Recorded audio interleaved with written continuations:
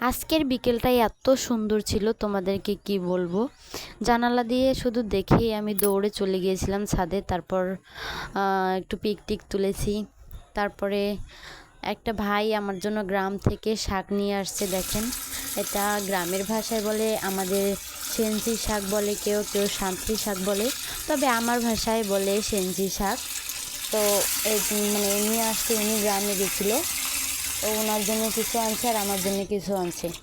তো আজকে রাত্রে আমি এটাই ভাজি করব আর কি। তো দেখতে থাকো, আমি প্রথমেই শাকগুলোকে ভালো করে ধুয়ে নিলাম। আর এই শাকগুলো তো তুলতে আমার সেই ভালো লাগে। এই শাকগুলো গ্রামে অনেক পাওয়া যায়, তোমরা দেখে থাকবে। এই গ্রামের জিনিসের মজাই আলাদা, তাই না?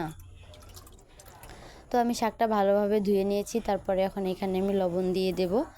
তারপরে এটাকে ঢাকনা দিয়ে দিয়ে তারপরে কিছুক্ষণ সেদ্ধ হতে দেব। এই যে আমার শাক সেদ্ধ হয়ে গেছে প্রায়, এখন একটু পানিটা করে নেব, ছেঁকে নেব।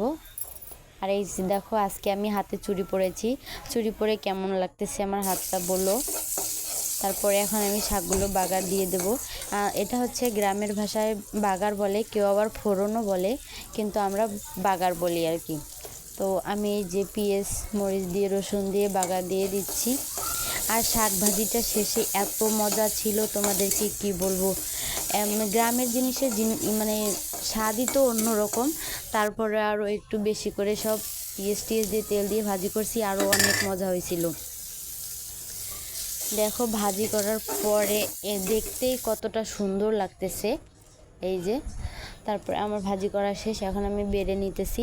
তারপরে বেড়ে নেওয়ার পরে আর কি একটু ফটো তুলতেছিলাম আর কি, যেরকম পাগলামি করে থাকি ওই রকমই।